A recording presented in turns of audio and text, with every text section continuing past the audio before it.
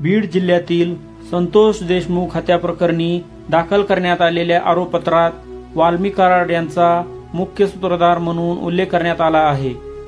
वाल्मी कराड हे धनंजय मुंडे यांचे निकटवर्तीय आहेत। संतोष देशमुख यांच्या हत्या प्रकरणाचे फोटो समोर आल्यानंतर धनंजय मुंडे यांच्या राजीनाम्याची मागणी वाढत होती। ज्यांच्याशिवाय धनंजय मुंडेचं पानही हलत नाही ते वाल्मी कराड। तत्कालीन राज्याच्या पशुसंवर्धन मंत्री आणि भाजप नेत्या पंकजा मुंडे यांचं हे वाक्य चांगलंच व्हायरल झालं। नमस्कार मित्रांनो, बिनधास्त बोलमध्ये तुमचं स्वागत आहे। असेच नवनवीन व्हिडिओ पाहण्यासाठी चॅनलला सबस्क्राईब करा, व्हिडिओला लाईक, शेअर, कमेंट करा ताकी नवनवीन व्हिडिओ तुमच्यापर्यंत पोहोचतील। चला तर व्हिडिओला सुरुवात करूया।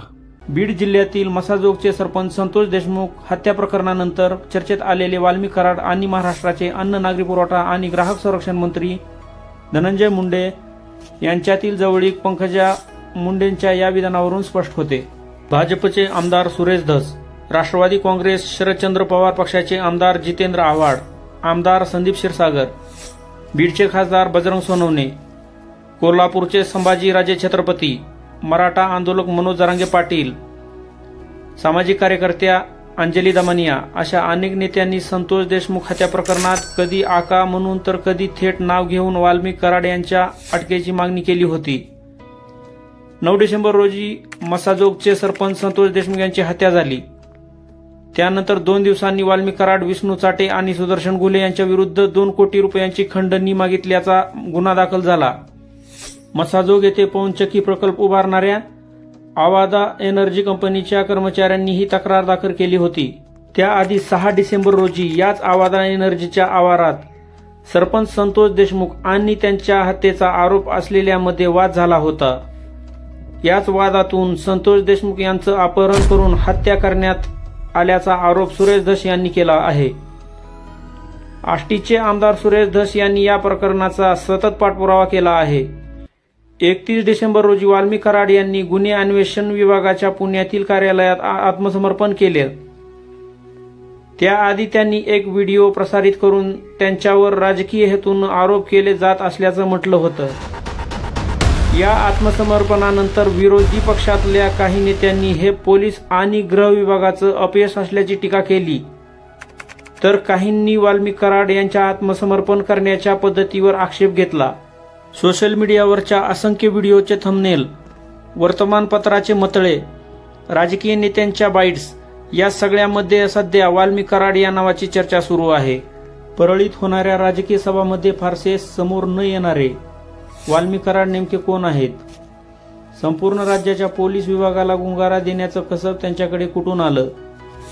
धनंजय मुंडे, रोहित पवार, देवेंद्र फडणवीस, अजित पवार यांच्यासह अनेक राजकीय नेते, अभिनेत्यांसोबत फोटो असणारे वाल्मी कराड यांच्याकडे नेमकी कसली जादू आहे?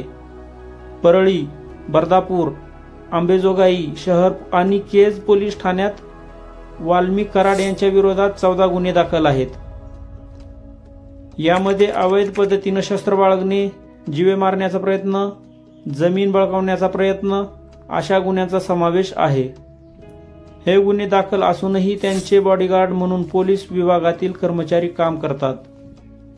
असे हे वाल्मी कराड नेमके कोण आहेत? या सगळ्या प्रश्नांची उत्तरं आपण या व्हिडिओमधून शोधण्याचा प्रयत्न करणार आहोत। कोण आहेत वाल्मी कराड?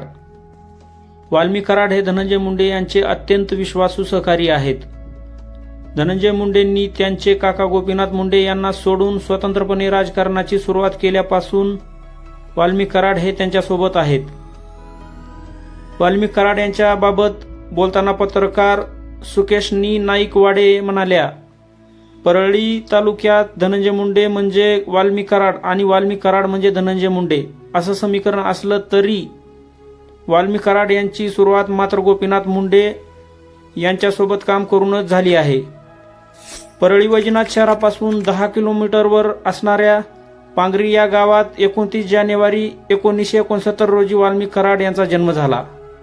घरची परिस्थिती बेताची असल्यानं अगदी कमी वयातच त्यांनी पैसे कमवायला सुरुवात केली। ज्या गावात वाल्मी कराड यांचा जन्म झालाय आता तेच गाव गोपीनाथगड म्हणून ओळखलं जातं। प्राथमिक शिक्षण पांगरी आणि गाडे पिंपळगाव या गावामध्ये घेतल्यानंतर वाल्मी कराड महाविद्यालयात शिकायला परळीला आले. परळीत आल्यानंतर ते गोपीनाथ मुंडे यांच्या संपर्कात आले. गोपीनाथ मुंडे यांच्या राजकीय कारकिर्दीच्या सुरुवातीचा तो काळ होता. त्यावेळी परळीच्या परमार कॉलनीत गोपीनाथ मुंडे भाड्याच्या घरात राहायचे. गोपीनाथ मुंडेचे मित्र फुलचंद कराड यांनी वाल्मी कराड यांना मुंडेंच्या घरात कामासाठी आणले. तेव्हापासून वाल्मी कराड गोपीनाथ मुंडेंच्या घरातील सगळी कामं करू लागले. जवाहर शिक्षण संस्थेच्या संचालक मंडळाची निवडणूक ठरली टर्निंग पॉइंट.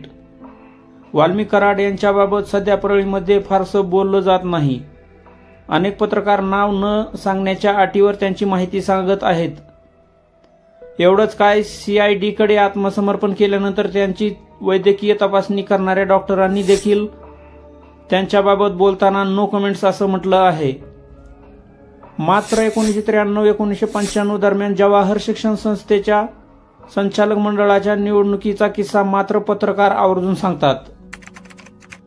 दैनिक सकाळचे वरिष्ठ पत्रकार दत्ता देशमुख सांगतात, त्या वर्षीच्या निवडणुकीत गोपीनाथ मुंडे विरुद्ध TP मुंडे यांच्या पॅनलचा थेट सामना होता. निवडणुकीच्या निकालात गोपीनाथ मुंडे यांचे 7 उमेदवार निवडून आले, तर TP मुंडेंचे 23 उमेदवार विजयी झाले. त्यामुळे अध्यक्ष TP मुंडेंचा होणार हे स्पष्ट होते. जिंकलेल्या सदस्यातून अध्यक्ष निवडले जाण्यासाठी सर्वसाधारण सभा सुरू झाली. त्यात तुंबळ हाणामाऱ्या सुरू झाल्या. तेव्हा गोपीनाथरावांच्या बाजूने असणाऱ्या वाल्मी कराड यांच्या मांडीत तत्कालीन पोलीस अधिकारी नागरगोजे यांच्या पिस्तुलातून निघालेली गोळी घुसली. या घटनेनंतर वाल्मी कराड यांच्यावर गोपीनाथ मुंडेंचा विश्वास बसला आणि ते अधिकाधिक मुंडे कुटुंबीयांच्या जवळ गेले. पंडित अण्णा मुंडे यांच्यामुळे निवडणुकीच्या राजकारणात प्रवेश. गोपीनाथ मुंडे यांच्या घरी काम करण्यापासून सुरुवात झालेले वाल्मी कराड यांनी हळूहळू स्वतःचा जम बसवला. दरम्यानच्या काळात गोपीनाथ मुंडेंचे मोठे भाऊ पंडित अण्णा मुंडे आणि धनंजय मुंडे यांच्याशी त्यांची जवळीक वाढली. पुढे 2001 साली परळी नगर परिषदेच्या निवडणुकीत गोपीनाथ मुंडे यांचा विरोध असतानाही पंडित अण्णा मुंडे यांनी वाल्मी कराड यांना तिकीट दिलं. त्यावेळी वाल्मी कराड पहिल्यांदा नगरसेवक म्हणून निवडून आले. त्यानंतर वाल्मी कराड नगर परिषदेचे उपाध्यक्ष झाले. काही काळ परळीचे प्रभारी नगराध्यक्ष म्हणूनही त्यांनी काम केलं. एकीकडे वाल्मी कराड आणि धनंजय मुंडे यांची जवळीक वाढत गेली, तर दुसरीकडे धनंजय मुंडे आणि गोपीनाथ मुंडे यांचे संबंध दुरावत गेले. एका बाजूला राजकारण, दुसऱ्या बाजूला अर्थकारण. शाळेत असताना वाल्मी कराड परळीतून VCR भाड्याने आणून नात्रा, इंजेगाव आदी गावच्या जत्रेत तिकीट घेऊन सिनेमा दाखवत. यात्रेत सिनेमा दाखवणारे वाल्मी कराड आज जगमित्र शुगर मिल्स लिमिटेड आणि काही खाजगी कंपन्यांचे संचालक आहेत. या दोन्ही कंपन्या धनंजय मुंडे यांच्या पत्नी राजश्री मुंडे यांच्या नावावर आहेत. 1988-89 मध्ये परळीच्या शिवाजी चौकात वाल्मी कराड यांनी भगवान बाबा गणेश मंडळ स्थापन केलं. याच काळात शहरात असणाऱ्या औष्णिक विद्युत प्रकल्पातील कामांची कंत्राटं देखील त्यांना मिळायला लागली. वाल्मी कराड यांच्याबाबत बोलताना सुकेशनी नाईकवाडे सांगतात, गोपीनाथ मुंडे यांच्या सभांचे नियोजन वाल्मी कराड यांच्याकडे असायचं. एखाद्या इव्हेंट मॅनेजरला लाजवेल असं नियोजन वाल्मी कराड करायचे. भगवान बाबा गणेश मंडळाच्या माध्यमातून ते सुरुवातीला क्रिकेट स्पर्धा आणि नंतर सामूहिक विवाह सोहळा घेऊ लागले. परळी औष्णिक विद्युत प्रकल्पात येणारा कोळसा जवळच्या रेल्वे स्थानकावरून आणावा लागायचा. या कोळसा वाहतुकीची कंत्राटं देखील दिली जायची. याबाबत बोलताना बीडचे माजी जिल्हाधिकारी सदानंद कोचे यांनी एका मुलाखतीत सांगितलं, रेल्वे स्टेशनपासून परळी औष्णिक विद्युत केंद्रात कोळसा आणण्याची कंत्राटे निघायची. कोळशाची वाहतूक करण्याचा मोठा धंदा होता. तिथे बऱ्याचदा वाहतूक केलेल्या मालापेक्षा जास्त मालाची नोंद करण्याची मागणी अधिकाऱ्यांकडे केली जायची. त्यातूनच एका अधिकाऱ्यानं माझ्याकडे बंदुकीचा परवाना मागितला होता. याच औष्णिक विद्युत केंद्रातून निघणाऱ्या राखेचा अवैध व्यापार केल्याचे आरोप आमदार सुरेश धस यांनी केले आहेत. परळी आणि परिसरात हजारो वीटभट्ट्या आहेत.